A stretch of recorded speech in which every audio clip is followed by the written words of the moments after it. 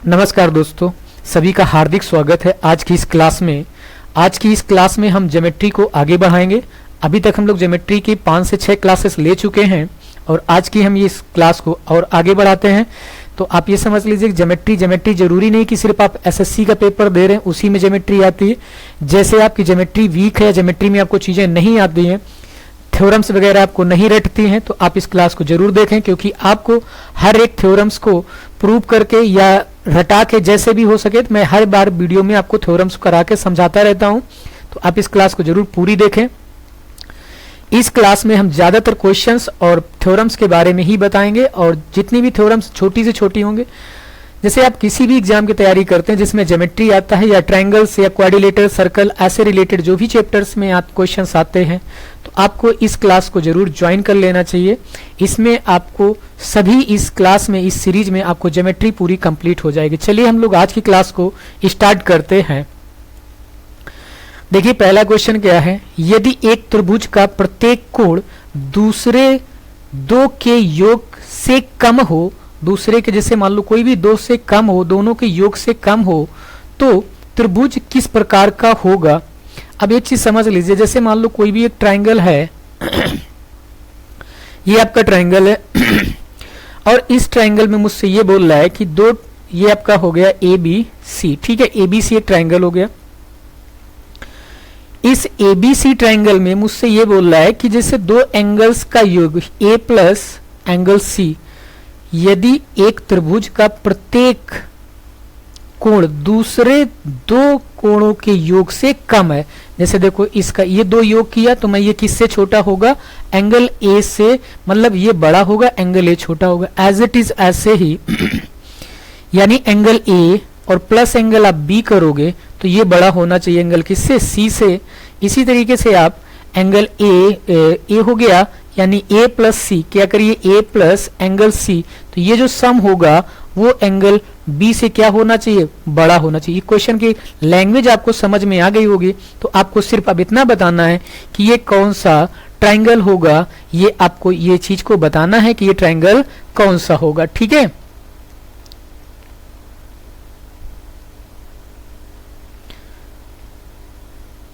बोलिए भाई, आप बताइए, आंसर दीजिए, इसमें कौन सी ये कंडीशन हमने आपको बता दी, आपको सिर्फ क्या बताना है, इसका आंसर बताना है कि ये कौन सा ट्रायंगल होगा। अभी तक किसी का कमेंट नहीं है, चलिए कोई बात नहीं, हम बताते हैं। देखिए ये सभी एंगल क्या हैं, दो एंगल से छोटे आ रहे हैं, तो इसका मतलब ये एंगल क्या होंगे, क्योंकि हम जानते हैं, तुम एक चीज समझ लीजिए कि एंगल ए और प्लस एंगल बी और plus angle C is equal to कितना होता है, 180 होता है, ठीक है, बात क्लियर है। अब हमसे देख लो, जैसे मान लो तुम किसी भी एक वैल्यू लेके करते हैं, जैसे मान लो तुमने ले लिया इसको भी 45 और इसको भी 45 ले लिया, ठीक है, तो ये दो एंगल का सम करोगे तो ये इससे क्या हो जाएगा, इक्वल आ जाएगा। लेकिन ऐसी कंडीशन नहीं होनी चाहिए, एक को 60 एक को 30 ले लो तो भी नहीं, यानी ये तो तुम्हारा बनेगा, जो फॉर्म बनेगा, मान लो एक को तुमने ले लिया 45 और एक को ले लिया 55, ठीक है, कितना ले लिया 55। अब इसको जब ऐड करते हो तो ये आपका बन जाएगा 110। अब इधर कितना आ जाएगा, 70 आ जाएगा। तो ये तुम्हारे तीनों एंगल, मतलब कोई भी एंगल ऐसे करके किसी के साथ भी निकालोगे तो हमारे देखो इक्वल नहीं आना चाहिए, ये कंडीशन होनी चाहिए। और ये कैसे, दो का सम बड़ा आना चाहिए। तो इस कंडीशन में जो हमारा ट्रायंगल होगा वो न्यून कोण ट्रायंगल होगा, यानी कौन सा, न्यून कोण ट्रायंगल। क्लियर, समझ गए। तो ये कैसा त्रिभुज होगा, न्यून कोण, मतलब त्रिभुज होगा, न्यून कोण ट्रायंगल होगा, ठीक है, क्लियर। अब आगे देखिए, हम लोग आगे चलते हैं नेक्स्ट ट्रायंगल में। नेक्स्ट देखिए, किसी विषम बाहु त्रिभुज, अच्छा ट्राई करिए आप पहले 1 मिनट,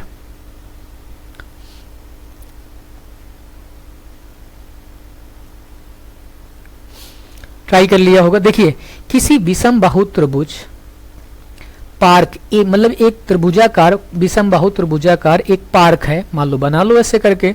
एक ये ट्रायंगल्स हो गया, ए बी और सी त्रिभुजाकार है, इसके भीतर एक खंबा सीधा खड़ा है, मान लो एक खंबा खड़ा कर दो कुछ ऐसे करके, यहाँ पे खड़ा होगा कुछ खंबा ऐसे सीधा, ठीक है, एक पॉइंट जैसा मान लो एक सीधा खंबा खड़ा है।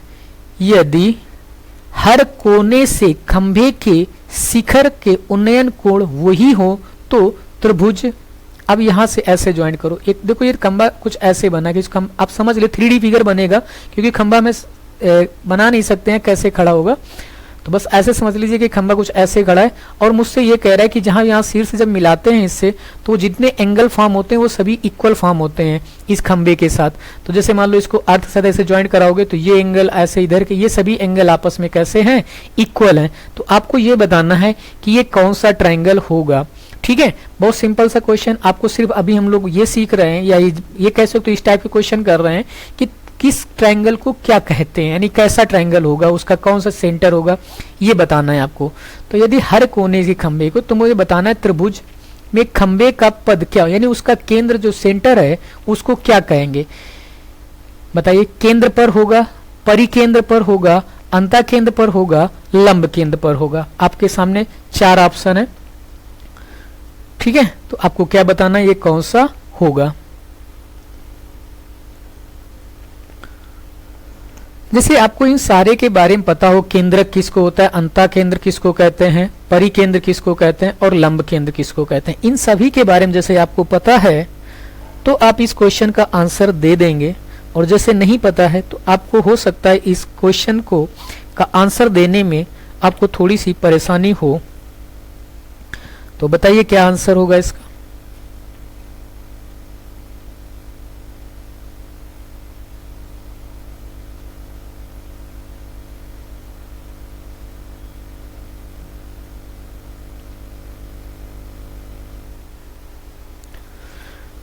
इसका आंसर होगा आपका परिकेंद्र। क्या होगा, परिकेंद्र होगा। बात समझ गए, इसका आंसर क्या होगा, परिकेंद्र, जिसको आर्थो सेंटर बोलते हैं। क्या बोलेंगे, आर्थो सेंटर। ठीक है देखो आर्थो सेंटर क्या होता है, जैसे मान लो ट्रायंगल है, इसके यहां से जो परपेंडिकुलर मिलते हैं जिस पॉइंट पर इनके क्या लंब केंद्र जहां पे मिलता है उसे कहते हैं आर्थो सेंटर। तो ये आर्थो सेंटर होता है। केंद्रक, केंद्रक को कहते हैं इन सेंटर, क्या कहेंगे, अंतः केंद्रक, यानी केंद्रक होता है सेंट्रॉइड। क्या होता है, सेंट्रॉइड। सेंट्रॉइड को कहते हैं कि जो मीडियन जिस पॉइंट पे मिलती है, कहां पे मिलती है, जो मीडियन, जैसे माध्यिका होती है, ये इसको कट करे इक्वल और ये इधर ऐसे कट कर दे और इसको यहां पर ऐसे कट कर दे, ये चीज। तो ये सभी क्या है, मीडियंस हैं। मीडियन जिस पॉइंट पे मीट करती हैं उसे हम कहते हैं सेंट्रॉइड, यानी केंद्रक कहेंगे। क्या कहेंगे, केंद्रक। और केंद्रक जो होता है वो 2:1 में सेंट्रॉइड्स को डिवाइड कर दे। जैसे डी है, यहां मान लो ए और इसको हम डी मान लें, जी पॉइंट है, तो ए जी और जी और डी ये रेशियो होता है 2:1 का।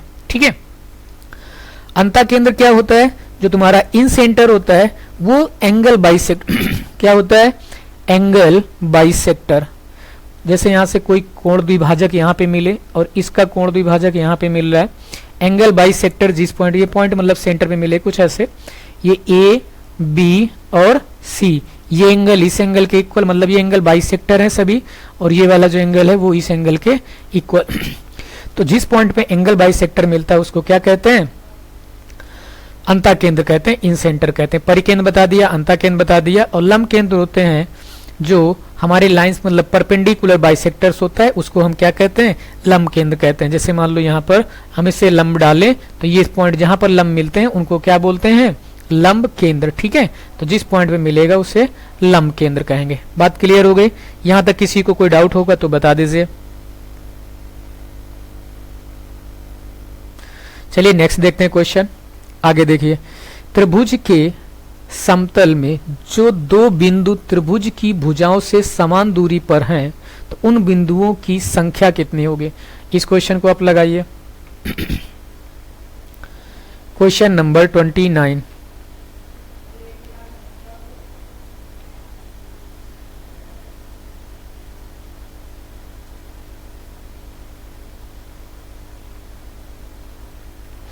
ट्राई कर लिया होगा। क्या कह रहा है, देखिए क्या है, त्रिभुज के समतल में जो बिंदु त्रिभुज की भुजाओं से समान दूरी पर है उन बिंदुओं की संख्या कितनी होगी। जैसे मान लो ये ट्रायंगल बना लो, बना लिया ट्रायंगल।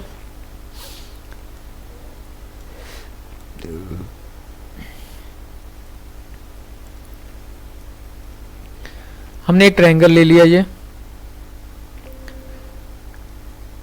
ए बी और सी, यहाँ पे इसके तल पर, इसके अंदर, मतलब पॉइंट कहीं पे ले लो, कहीं भी पॉइंट है, मुझे कोई बाउंडेशन नहीं, बस मुझसे ये कह रहा है कि ये जो पॉइंट है उसकी जो डिस्टेंस है वो सभी साइड से इक्वल डिस्टेंस पर है, ये वाला, सिर्फ इतनी चीज बोल रहा है कि ये जैसे मान लो कोई भी सेंटर पॉइंट कुछ भी ले लो, मान लो ओ ले लिया मैंने, तो जैसे ये डी पॉइंट हो गया, ये ई हो गया और ये एफ हो गया, तो F O is equal to O D या डी ओ और is equal to E O, ये आपस में क्वेश्चन में बोल रहा है कि कैसे हैं, इक्वल हैं, कैसे हैं, इक्वल हैं। तो अब आपको सिर्फ ये बताना है तो उन बिंदुओं की संख्या कितनी होगी। तो आप बताइए, एक ही पॉइंट तो ये है, ये पॉइंट एक ही तो है जहां से दोनों सभी की साइड्स कैसी हैं, इक्वल, और इस पॉइंट को क्या कहोगी, यानी कौन सा पॉइंट ऐसा होता है जो इक्वल डिस्टेंस पे होता है, वो होता है आपका इन सेंटर। क्या होता है, इन सेंटर,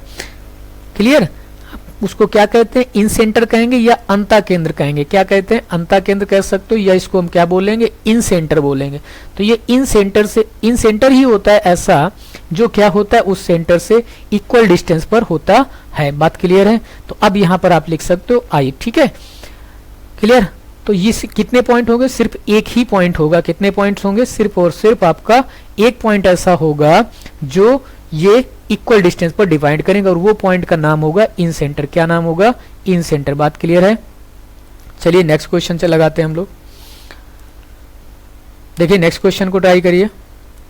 क्या कह रहा है, त्रिभुज के शीर्ष लंबों के प्रतिच्छेद बिंदु को क्या कहते हैं। अभी जस्ट बताया था कि जो ट्रायंगल है उनके परपेंडिकुलर ड्रॉ किया, यानी लंबों को, ये लंब हो गए इधर, ये 90 पर, ये लंब हो गया इधर ये 90 हो गया और इधर से ये 90 हो गया।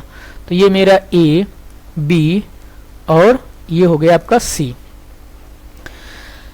क्या है, शीर्ष लंबों के प्रतिच्छेद बिंदु को क्या कहते हैं। तो जो यहाँ पे जिस पॉइंट पे मिलते हैं, इस पॉइंट का हमसे पूछ रहा है कि इस पॉइंट को आप क्या कहोगे, इस पॉइंट को, इसका नाम बताना है। केंद्रक कहेंगे कि आंतरिक केंद्र कहेंगे, परिकेंद्र कहेंगे, लंब केंद्र कहेंगे। आपका आंसर क्या होगा जरूर बताइए जल्दी से।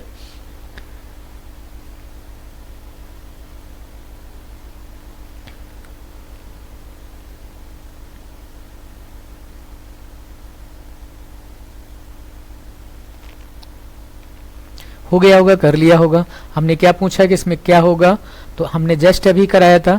तो जब लंब जिस पॉइंट पे मिलते हैं उसको बोलते हैं हम लोग, क्या बोलेंगे, लंब केंद्र। क्या बोलेंगे, लंब केंद्र। ठीक है। अच्छा एक आंसर आप ये बताइए कि जब कोई सी त्रिभुज के लंब समद्विभाजक, सुन लेना क्वेश्चन, ए बी और सी, यानी लंब भी है और वो समद्विभाजक भी है, यानी जैसे ये परपेंडिकुलर भी है और ये इस साइड्स को इक्वल पार्ट में डिवाइड भी कर रहा है। एज इट इज इधर हो गया, ये लंब भी हो गया और ये साइड्स को बाइसेक्टर भी कर रहा है। एज इट इज इधर मिला दीजिए आप इसको और यहाँ पर भी इस पर क्या लंब डाल दीजिए और ये साइड्स को इक्वल में डिवाइड कर रहा है। अब बताइए इस पॉइंट को क्या कहते हैं। इसका आंसर आप कमेंट में टाइप करिए। तब तक हम लोग नेक्स्ट क्वेश्चन लगाते हैं। देखिए अल्फा, बीटा और गामा एक त्रिभुज के 3 कोण इस प्रकार हो कि 2 का योग alpha plus beta is less than gamma. ठीक है, समझ गए होगे। जैसे कह रहा है कि कह रहा है अल्फा प्लस बीटा जो है वो लेस देन है किससे, गामा से। बात क्लियर है। इससे क्या है, लेस देन।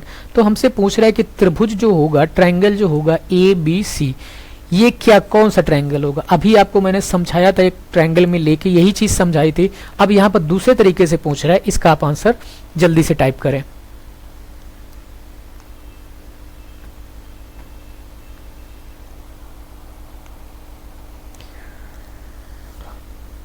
समझ गए होगे।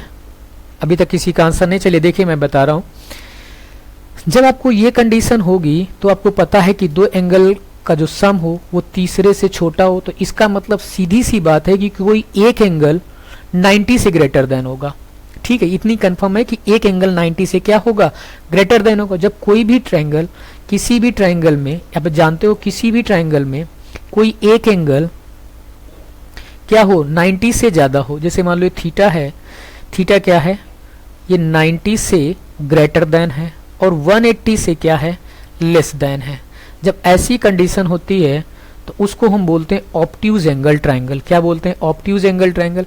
और ऑब्ट्यूज एंगल ट्रायंगल में क्या होता है कि एक एंगल 90 से ज्यादा और 180 से लेस देन होगा, तो इसका मतलब उसको बोलेंगे अधिक कोण, ऑप्शन नंबर सी। और जब क्या होता है कि जैसे मान लो कोई एंगल 0 से ग्रेटर देन हो और 90 से लेस देन हो, किससे हो, 90 से, यानी किसी भी ट्रायंगल के सारे एंगल इसी साइड में होने चाहिए। यानी ऐसा नहीं कोई एक एंगल की मैं बात कर रहा हूं, यहां पर तीनों एंगल, जैसे मान लो किसी ट्रायंगल, मैं इस चीज को रब करके फिर समझाता हूं आपको। इसका ऑप्शन था आपका सी नंबर। जैसे मान लो कोई भी ट्रायंगल मैं ले लेता हूं, यहाँ पे ट्रायंगल ले लिया मैंने, इसको ए, बी और सी। अब मैं कहूं कि जो 0 से एंगल, इसके तीनों एंगल ए हो या एंगल बी हो और एंगल या सी हो, ये तीनों 0 से ग्रेटर देन हो और 90 से लेस देन हो, तो ऐसे ट्रायंगल को हम क्या कहते हैं, ऐसे जो ट्रायंगल फॉर्म होगा उसको न्यून कोण ट्रायंगल बोलते हैं। क्या बोलेंगे, न्यून कोण ट्रायंगल बोलेंगे। ओके, तो इस तरीके से आपको चीजों को याद रखना है। चलिए आगे चलते हैं। नेक्स्ट देखिए, त्रिभुज की भुजाओं से समदूरस्थ बिंदु क्या कहलाता है। वही क्वेश्चन है, अभी जस्ट हमने कराया था। अब समदूरस्थ का मतलब है समान दूरी पर, कुछ खास नहीं है, तो आप लगाइए इसको, सिंपल का क्वेश्चन है, मतलब अभी जस्ट हमने आपको कराया। तो जैसे वही मतलब सेम क्वेश्चन है, उसमें सिर्फ यह थोड़ी लैंग्वेज अलग है। यहाँ समदूरस्थ लिखा है, समदूरस्थ मतलब समदूरस्थ सेम दूरी पर है, तो सेंटर से सेम दूरी पे ये दूरी, ये दूरी, ये वाली और यहाँ से ये वाली, तो ये क्या होगा, इन सेंटर होगा, यानी इसको इन सेंटर बोलेंगे। जो अंता केंद्र होगा, क्या होगा, अंता केंद्र होगा। क्लियर, ठीक है। नेक्स्ट क्वेश्चन चलते हैं। देखिए, यदि एक त्रिभुज का परिकेंद्र एक भुजा पर पड़ता है, देखो, अच्छा पहले तो परिकेंद्र क्या होता है, पहले परिकेंद्र आप लोग बताएंगे, सोचेंगे, ठीक है।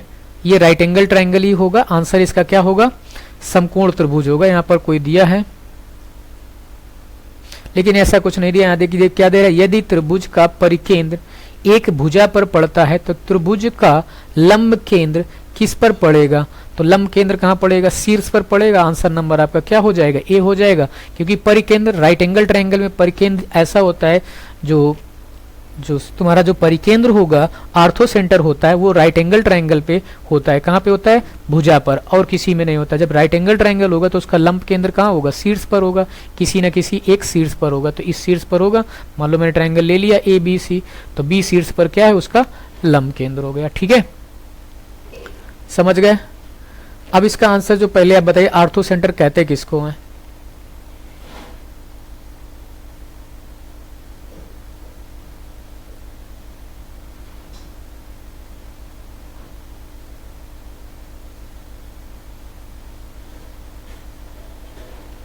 बताएंगे, आर्थो सेंटर किसको कहते हैं।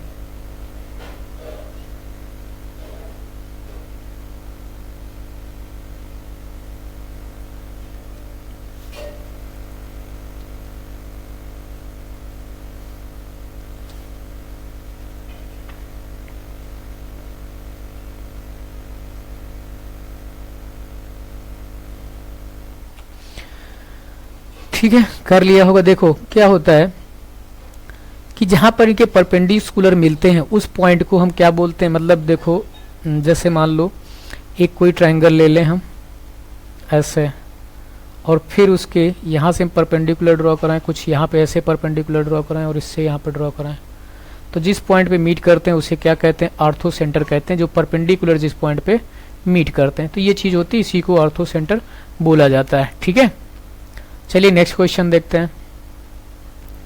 देखो नेक्स्ट क्वेश्चन को ट्राई करिए आप लोग।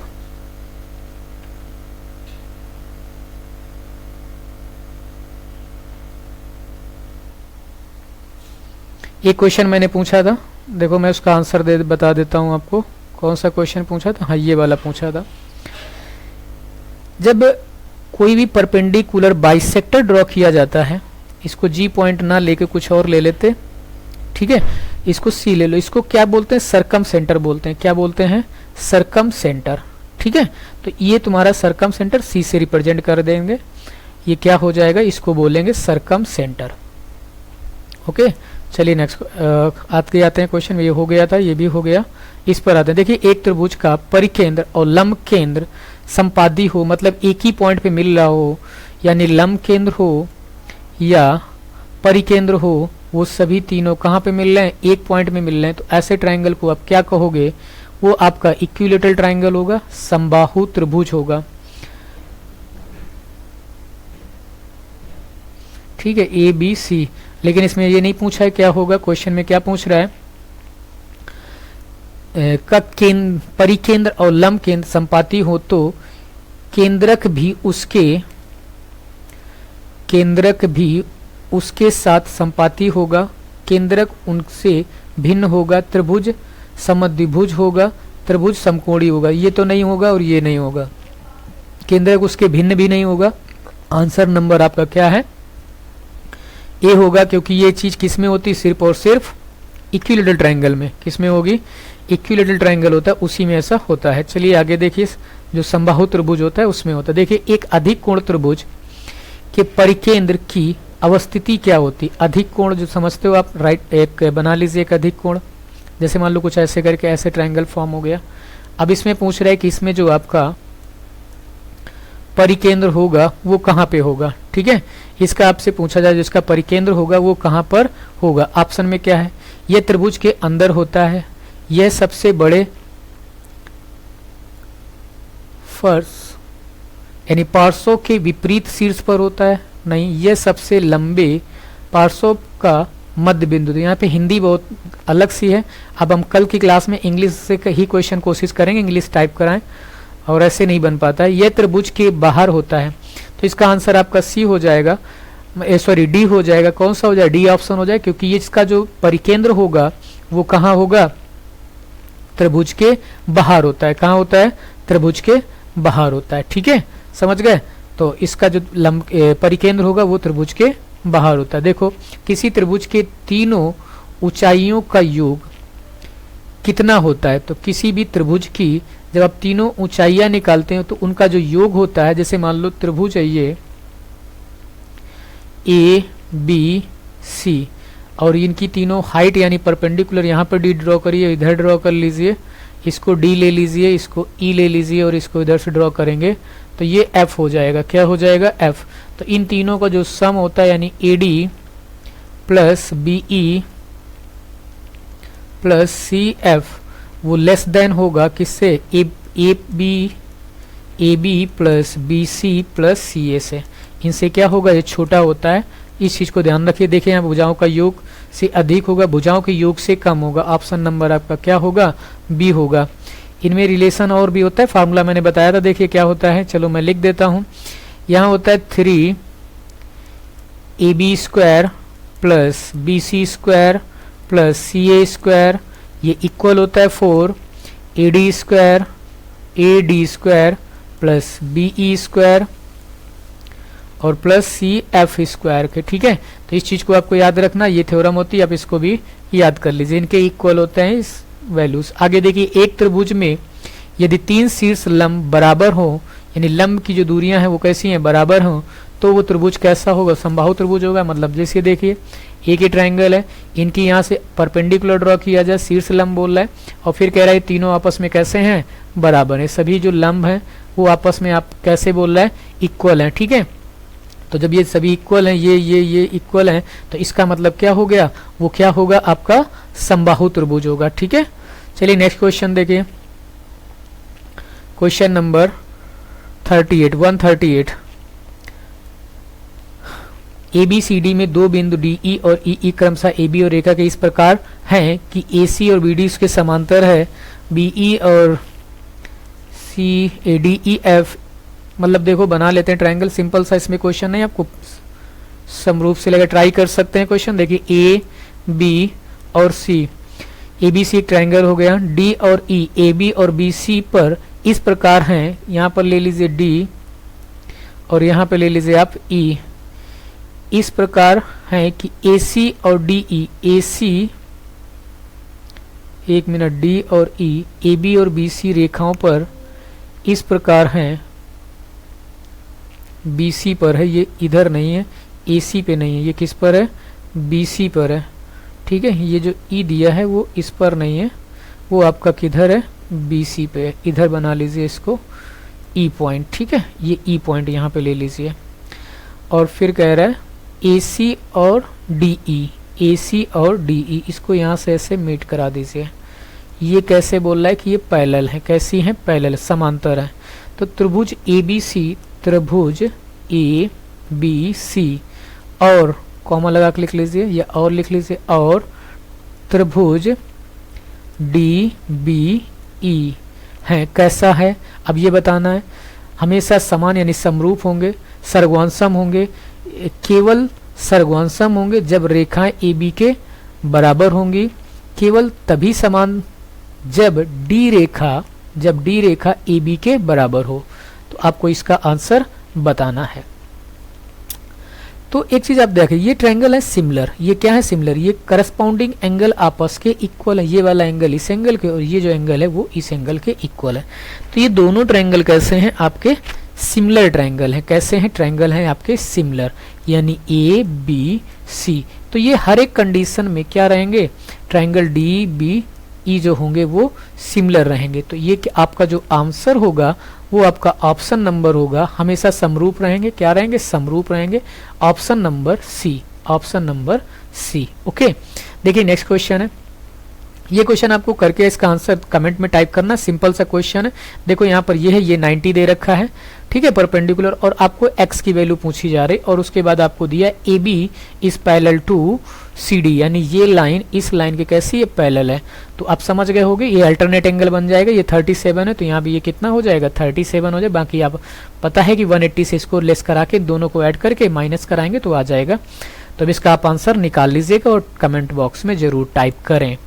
देखिए नेक्स्ट क्वेश्चन है, PQR में PR, क्वेश्चन नंबर आपका 40 है। ट्रायंगल बना लीजिए पहले, 1 मिनट। देखो ट्रायंगल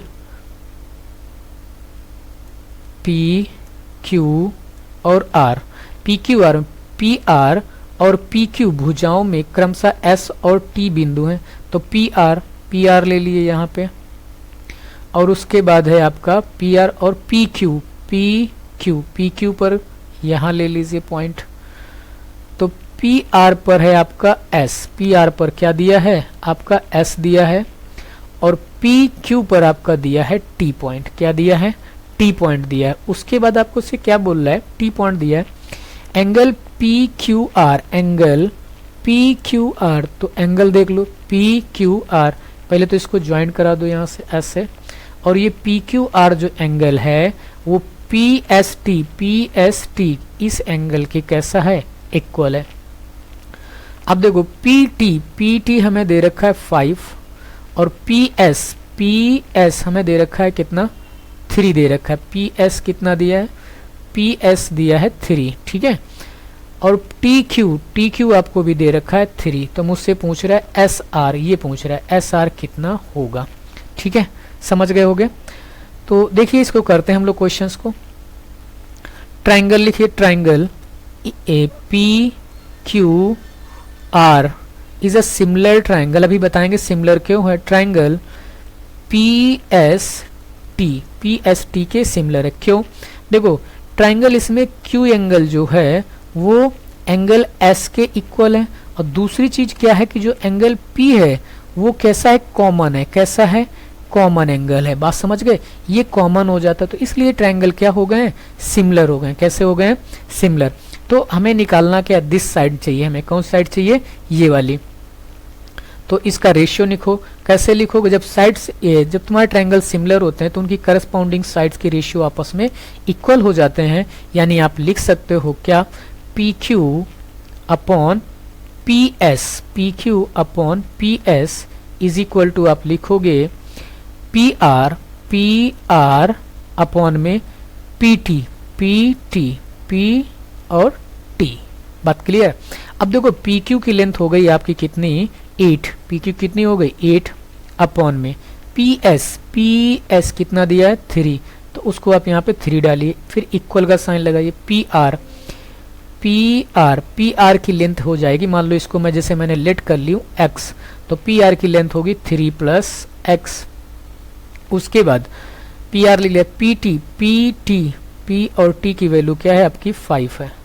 क्रॉस करा दीजिए, जब क्रॉस कराएंगे तो ये 40 बनेगा और इधर बन जाएगा 9 और प्लस 3, 9 प्लस 3, अब 9 प्लस 3 एक्स होगा। अब इसको इधर माइनस करोगे तो ये आ जाएगा 31 और अपॉन में आ जाएगा 3 इज इक्वल टू एक्स। यानी जो मेरी वैल्यू एक्स लेना या ना लेना वो तो आप समझ सकते हो कि बस हम ऐसे भी कर सकते हैं, क्वेश्चन समझाना जरूरी था। तो समझ गए होगे क्वेश्चन, ठीक है। इसका जो आंसर होगा 31/3, ऑप्शन नंबर आपका सी है। चलिए नेक्स्ट क्वेश्चन को देखते हैं। देखिए क्या है, ट्रायंगल एबीसी, ट्रायंगल एबीसी बनाइए, ए बी और ये सी आपका ट्रायंगल हो गया। उसके बाद कह रहा है कि D E is parallel to B C, D and E A B C के मिड पॉइंट, मतलब एक पॉइंट है, यहाँ पर ले लीजिए पॉइंट, यहाँ पर डाल दीजिए, ए बी का डी पॉइंट हो गया, ए सी का हो गया ई पॉइंट हो गया, और ये पैरेलल दे रखे हैं। अब इस क्वेश्चन को आपको लगाना है, मैं इसके फिगर बना दिए हैं, ठीक है। ये सिमिलर ट्रायंगल्स हो गए, मुझको आपको दे रखा है ए बी कितना दे रखा है 7 दे रखा है, उसके बाद बी डी दे रखा है 3, और उसके बाद आपको क्या दे रखा है, बी डी 3 दे दिया है, और मुझसे रेशियो पूछ लिया है किसका, B C ratio D E, ये रेशियो पूछा है B C ratio D E, मतलब इस साइड्स का रेशियो पूछा है। ये 3 है, तो देखो जब इसको पूरी लेंथ हमारी कितनी, यहाँ से लेके यहाँ तक जो लेंथ है वो 7 है, 3 माइनस करोगे तो एडी 4 आ जाएगी। बात क्लियर है। ट्रायंगल सिमिलर है, आपको पता है करस्पॉन्डिंग एंगल कैसे दे रखे हैं, इक्वल दे रखे हैं, तो इस वजह से ट्रायंगल कैसे हो गए, सिमिलर हो गए। तो आपको कुछ नहीं करना है, लिखना है ए बी, अपॉन में लिखना है A D is equal to लिख देना है बी सी, अपॉन में लिख लेना है डी ई। अब दोनों की वैल्यू पुट कर देना है, तो जो इसका आंसर हो जाएगा वो आप निकाल सकते हो। ए बी की वैल्यू आपकी 7 दी गई है, उसके बाद ए डी की वैल्यू आपको 4 दे रखी है, बस 7/4 आपका क्या है, जो आंसर हो जाएगा वही आपका आंसर आ जाएगा। क्लियर है, समझ गए, तो बस खत्म हो गया क्वेश्चन। चलिए नेक्स्ट क्वेश्चन देखिए। लेकिन 7/4 आंसर यहाँ पे नहीं मिल रहा होगा, ऑप्शन कह रहे हो सर यहाँ पर 7/4 नहीं है, लेकिन 7/4 को जब आप 2 से डिवाइड कर देंगे तो 3.5/2 मिल जाएगा। देखो अच्छा कर देते हैं, यहाँ पर 7 इतनी चीज तो समझ गए होगे, क्या आ जाएगा 7/4 होगा, 2 से डिवाइड किया 2 और इसको डिवाइड करेंगे तो 3.5, देखो आगे आंसर। तो इसका आंसर नंबर आपका क्या हो जाएगा, सी ऑप्शन हो जाएगा। इतनी चीज को ध्यान रखिए। देखिए अगला क्या, ट्रायंगल एबीसी, यदि बी पर समकोण है, ट्रायंगल बना लीजिए एबीसी, और हमसे बोल रहा है कि बी पर समकोण है, तो आप बी पे 90 बना दीजिए, ठीक है। उसके क्रमशः ये 15 सेंटीमीटर 20 सेंटीमीटर की भुजाओं पर ए बी और ए सी की परित्रिज्या कितनी होगी। तो देखिए परित्रिज्या क्या होती है, जब कोई राइट एंगल ट्रायंगल होता है तो उसकी परखें जो सेंटर यहाँ सेंटर पे होगा ये आपस में इक्वल होगी, यानी ये 15 होगा, ये 20 होगा, ये तो 15 का स्क्वायर होता है 225 400 यानी 625, ये आ जाएगा आपका 25। डिवाइड कर दोगे इसको 2 से तो ये आ जाएगा 12.5, तो रेडियस कितनी हो जाएगी पर केंद्र, उसका ऑप्शन नंबर आपका सी हो जाएगा। चलिए नेक्स्ट क्वेश्चन को लगाते हैं। एक समबाहु त्रिभुज की प्रत्येक भुजा 2 सेंटीमीटर कम कर दी जाए, इसको आप लगा के आंसर देना है आपको इस क्वेश्चन का, कि समबाहु त्रिभुज की त्रिज्या 2 सेंटीमीटर कम कर दी जाती है तो उसके एरिया में क्या, जब हम लोग एरिया का चैप्टर पढ़ेंगे तो तब बता देंगे इस क्वेश्चन को, वैसे अभी आप समझ सकते हो, इस क्वेश्चन को सॉल्व कर सकते हो, सिंपल सा क्वेश्चन है। चलिए नेक्स्ट क्वेश्चन करते हैं, क्वेश्चन नंबर 44। 50 क्वेश्चन तक पहुंचना है हम लोगों को। देखिए दो समरूप त्रिभुजों के क्षेत्रफलों का अनुपात कितना है, 9:16 है, तो उनकी भुजाओं का रेशियो पूछ रहा है, तो बस इनका क्या ले लो, अंडर रूट ले लो, वही आपका आंसर हो जाएगा 3:4। हम जानते हैं कि जो साइड का स्क्वायर होता है, जैसे मान लो कोई भी साइड से ए बी अपॉन मान लेते हैं, ए बी अपॉन में एडी ले लेते हैं कि एडी है, तो इनके जो साइड्स का स्क्वायर होता है वो क्या होता है, उनके एरिया ऑफ अ ट्राइंगल के स्क्वायर, यानी area of a triangle ABC और अपॉन दूसरा ट्राइंगल मान लो होगा triangle area of a triangle A D E, ठीक है, कुछ इस तरीके की। तो ये चीजें होती हैं, तो इसका अंडर रूट ले लेंगे, 3:4 आपका आंसर नंबर बी हो जाएगा। सब बता चुके हैं थ्योरम्स आगे। देखिए दो समरूप त्रिभुजों के क्षेत्रफल दिस और दिस हैं, उनमें से एक त्रिभुज की भुजा 8 सेंटीमीटर है, तो दूसरे की निकालनी है, भी क्वेश्चन आपको करना है। देखिए क्या लिख सकते हो, यदि पहले त्रिभुज की भुजा 8 सेंटीमीटर तो 8 का स्क्वायर कर दीजिए, अपॉन में दूसरी साइड दूसरे को x स्क्वायर मान लीजिए, और इनकी रेशियो कितना है 36 अपॉन 25 0 0 कट गया, इसका अंडर रूट ले लीजिए, काम खत्म हो जाएगा, यानी यहाँ आ जाएगा तुम्हारा 8 अपॉन x, अंडर रूट इसका लोगे, यहाँ से स्क्वायर हटाओगे तो इधर क्या लग जाएगा, अंडर रूट लग जाएगा, और इसका अंडर रूट निकालोगे तो बचेगा 6/5। सिंप्लीफाई करेंगे तो आ गया कितना आ जाएगा 40, 8 5 जा कितना हो जाएगा 40 इंटू अपॉन में 6 इज इक्वल टू एक्स, यही आपका आंसर होगा। 2 से डिवाइड करेंगे तो आ जाएगा 20, यानी 20 अपॉन कितना आएगा 3। अब इसको सॉल्व करेंगे तो बन जाएगा 6 होल 2/3। ऑप्शन नंबर सी हो गया क्वेश्चन। ठीक है, चलिए देखिए अगला, यदि किसी समकोण त्रिभुज की भुजाएं 3 क्रमिक पूर्णांक हो तो सबसे छोटी भुजा की लंबाई। ये देखिए इस टाइप के ट्रायंगल जो क्रमिक पूर्णांक होते हैं कि मतलब वो भुजाएं कैसी हो, क्रमागत संख्याएं हो यानी क्रमिक पूर्णांक हो, तो हमें क्या कहना है, जैसे मान लो एक भुजा हमारी x है तो दूसरी क्या हो x+1 हो और अगली क्या हो x+2। तो इनका जब स्क्वायर करोगे, दो का स्क्वायर इसके इक्वल है, तो वो जब आंसर सॉल्व करके निकालोगे तो मुझसे पूछ रहा है कि सबसे छोटी यूनिट क्या आती है, तो उसका आंसर 2 आ जाएगा। एक तो तरीका यहाँ से आप ऐसे निकाल सकते हो, नहीं तो दूसरा आप क्या कर सकते हो, आप ऐसे कर सकते हो कि सबसे छोटी भुजा कुछ लेट कर लो, जैसे मान लो मैंने लेट की x-1 और फिर दूसरी भुजा लेट कर ली x+2 और ऐसे करके लेट कर सकते हो। फिर मान लो एक को 2x ले सकते हो या 2x+1 ले सकते हो। ठीक है, या तो ये ले लो नहीं तो यही ले लो क्रमागत भुजाएं, तो मैं ऊपर वाले ज्यादा इसमें इसको मत करो। ठीक है, यहाँ पर राइट एंगल ट्रायंगल फॉर्म होता है, आप इसी को कर लो, ये 90 डिग्री, इससे आपको प्रूफ हो जाएगा, 2 यूनिट आ जाएंगे। नहीं तो आप कुछ भी 1 2 डाल ऐसे समझ के वैल्यू पुट करेंगे तो अभी आ जाए। क्रमागत संख्या लेनी है, देखो 3 4 और 5 से बनता है कि नहीं बनता है, तो उसमें 3 हो जाती है सबसे छोटी संख्या, तो मुझे ऐसे निकालना है कि सबसे छोटी क्या बनती है, क्रमागत संख्या, जैसे 3 4 5। तो यहाँ पे क्या आ जाएगा, ऑप्शन इसमें क्या क्या थे, 2 था, 3 था और 5, तो निकाल लीजिएगा। इसका आंसर शायद 2 हो सकता है, 3 हो सकता है। क्वेश्चन नंबर 46 है, क्वेश्चन नंबर 46 का जो आंसर है 3 यूनिट होगा। हमने गलती से इसमें 2 लगा दिया है, क्या आएगा 3 यूनिट आएगा। ठीक है, इसका जो आंसर होगा आपका वो आपका होगा 3 यूनिट। क्या होगा 3 यूनिट। क्लियर, इसको कट कर लीजिए, ये नहीं, ये क्या होगा 3 वाला होगा। तो बस यही कंडीशन बन गई जो मैंने आपको बता दिया, 3 4 और 5 क्रमागत संख्याएं भी है, तो सबसे छोटी भुजा क्या हो गई आपकी 3 हो गई। क्लियर, ये क्वेश्चन हो गया। अब नहीं, ये भी नहीं बताया था, ये बताना था क्या, हाँ ये कराना है क्वेश्चन। देखिए इस क्वेश्चन को हम लोग करते हैं। देखिए त्रिभुज एबीसी में बी पे 90 है, त्रिभुज बना लीजिए एबीसी, और ए पे 90, सॉरी बी पे नहीं है, ये दिया है बी ए और सी, यहाँ पर ये 90 दे रखा है। AD perpendicular on BC, BC पर AD परपेंडिकुलर ड्रॉ कर दिया गया है, यहाँ पर ड्रॉ कर दिया गया है। उसके बाद हमें AD दे रखा है, AD दे रखा है, AD दे रखा है आपको 6। ओके, उसके बाद BD आपको दे रखा है 4, और मुझसे क्या पूछ रहा है, BC की लेंथ पूछ रहा है। किसकी पूछ रहा है, BC की, इसको x मान लीजिए। तो हम जानते हैं 4 इंटू एक्स यानी BD इंटू, ये देख लिख लीजिए थ्योरम, BD इंटू DC वो होगा आपके AD स्क्वायर के बराबर। ठीक है, ये समझ गए, तो इसको आप ऐसे लिख लीजिए। तो लिखोगे 4 into X is equal to 6 का स्क्वायर। तो अब ये हो जाएगा 36 डिवाइड करोगे तो x इज इक्वल टू कितना आ जाएगा 9 आ जाएगा। तो 9 ये और 9 प्लस 4 कितना हो जाएगा 13। तो ऑप्शन नंबर आपका क्या हो जाएगा, डी हो जाएगा ऑप्शन इसका। नेक्स्ट क्वेश्चन देखिए, ए पर 90 दिया है, बी से 2 माध्यम है, तो बी स्क्वायर प्लस सी स्क्वायर अपॉन में BC स्क्वायर का मान क्या होगा। इस क्वेश्चन को आपको लगाना है, मैं ट्राइंगल का फिगर बनाए दे रहा हूँ। यहाँ पर सिर्फ क्या बोल रहा है, यहाँ पे मैं बोला है कि ट्रायंगल ABC में बी पे ए पे 90 है, किस पे 90 है, ए पे, तो आपको ए पे 90 ले लेना है। फिर उसके बाद यहाँ पर डालना है ए और फिर बी लिखना है और यहाँ पे सी लिख लेना है।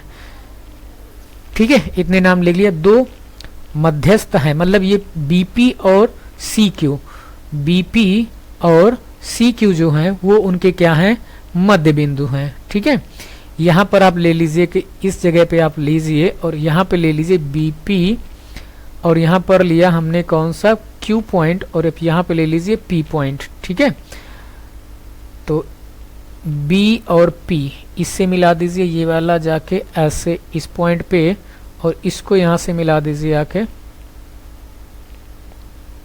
इस पॉइंट पे। समझ गए ना, इतनी चीज आपको क्लियर हो गई। अब हमसे पूछ रहा है कि ये वैल्यू किसके बराबर होती है। ठीक है, तो हमें इस वैल्यू को बताना है कि ये वैल्यू किसके बराबर होती है। तो कौन सी वैल्यू है, वैल्यू लिखिए BP स्क्वायर, ये थ्योरम है, आपको रटनी है। इसको अभी तो प्रूफ नहीं कर पाएंगे, क्योंकि प्रूफ करेंगे तो टाइम लगेगा बहुत ज़्यादा इसमें, BC मतलब बहुत ज़्यादा नहीं, थोड़ा सा टाइम लग जाएगा। ये इक्वल होती है 5/4 के, किसकी होती है 5/4। देखो इसको जब क्रॉस, थ्योरम क्या होती है, देखो आप प्रूफ करोगे तो प्रूफ होके ये आएगा, इसको उधर ले जाओ, 4 को इधर ले जाओ, यानी बनता है 4 ब्रैकेट में BP स्क्वायर और प्लस CQ स्क्वायर, और वो इक्वल हो जाता है आपका 5 BC स्क्वायर के बराबर। ये मैं ऑलवेज थ्योरम लिखा चुका हूँ, समझा भी चुका हूँ। तो ये एक थ्योरम होती है, आपको इस थ्योरम को क्या करना है, सिंपली याद कर लेना, ठीक है। तो इस तरीके से जब फाइम होगा फिगर, तो इसका ये आंसर आपका ये हो जाएगा, यानी ये क्या होगा आंसर 5/4, ऑप्शन नंबर आपका बी होगा। प्रूव कैसे करेंगे, तो आप इसको पाइथागोरस थ्योरम से ही प्रूव करते हैं। इसमें पाइथागोरस थ्योरम ही लगती है और उसी से हम उस पाइथागोरस थ्योरम से प्रूव कर लेते हैं, ठीक है। ये इनके मध्यस्थ बोल रहा है, इसका मतलब मिड पॉइंट है। ये क्या है, इनके मिड पॉइंट है। ये वाली साइड और ये वाली साइड आपस में कैसी हैं, इक्वल्स हैं, ठीक है। चलिए नेक्स्ट देखते हैं। किसी त्रिभुज का बाह्य कोण 115 है और आंतरिक सम्मुख कोण 45 डिग्री है, ठीक है। तो तुमसे क्या पूछ रहा है, तुमसे पूछ ये रहा है कि क्या बताना है, आंतरिक कोण 45, तो अन्य दो कोणों का मान ज्ञात कीजिए। सिंपल सा क्वेश्चन है, हम समझ सकते हैं कि क्वेश्चन को आप कर सकते हो। जैसे मान लो एक ट्रायंगल है, ऐसे बना लिया, इसमें बाह्य कोण कह दिया यहाँ पर, तो इसको बाह्य कोण ले लो यहाँ पे 115, और एक आंतरिक कोण दिया है। आंतरिक कोण कितना दे रखा है, 45 दे रखा है, ये 45। तो आपको ये एंगल पूछ रहा है और बाकी ये एंगल पूछ रहा है, तो कोई दिक्कत नहीं, इससे आप माइनस कराओगे 180, मतलब 180 में से 115, तो क्या आ जाएगा, 115 माइनस करोगे तो 65 आएगा। तो एक एंगल आपका हो जाएगा 65, ये वाला। तो अब ऑप्शन देख लो, कोई आप 65 किस में दिया है, सिर्फ इसमें दिया, दूसरा निकालना भी नहीं दिया, उसे 70 आ जाएगा, निकालोगे जो, तो ये आंसर हो गया। लास्ट क्वेश्चन है आज की क्लास का, बस इसके बाद हम लोग आज की क्लास एंड करते हैं। देखिए, किसी समद्विभुज ABC का शीर्ष, मतलब समद्विबाहु त्रिभुज समद्विभुज है, ABC का जो शीर्ष है वो A है, उसके कोण B से 3 गुना है, मतलब कितना है, 3 टाइम्स है। तो आपको क्या करना है, जैसे एंगल A है, ये एंगल, वो इस एंगल का कितना 3 टाइम, जैसे ये x है तो ये कितना हो जाएगा 3x हो जाएगा, ठीक है। B से 3 गुना बड़ा है, तो एंगल A का मान क्या होगा, हमसे ये पूछ रहा है। और ये समद्विबाहु ट्रायंगल है, तो मतलब ये एंगल इसके क्या है, ये साइड्स इक्वल है, तो ये वाली एंगल इसके इक्वल होगा। तो बस क्या, तो कोई दिक्कत नहीं, आप आसानी से इसको क्या कर लोगे, निकाल लोगे। एंगल A पूछा जा रहा है, तो कितना बन जाएगा 2 3 5 5, x इज इक्वल टू 180, इसको डिवाइड करोगे तो कितना आ जाएगा 36 आ जाएगा, कितना आ जाएगा, तो x इज इक्वल टू 36, और 3 से इसमें क्या कर दीजिए, मल्टीप्लाई कराएंगे, 3 से जब मल्टीप्लाई करा देंगे तो ये एंगल बन जाएगा आपका क्या, एंगल A जो बन जाएगा वो बन जाएगा 108, ठीक है। यहाँ पे हम 3 नहीं लिखेंगे, यहाँ पर लिख देते थे, मतलब अगले वाले स्टिक में, यानी 36 × 3, तो इसका जो आंसर होगा 108 हो जाएगा, ठीक है। तो आज की क्लास में बस इतना है, इसके आगे के क्वेश्चन हम लोग नेक्स्ट क्लास में करेंगे, ठीक है। Okay, thank you for watching video. पसंद है लाइक शेयर सब्सक्राइब जरूर करें।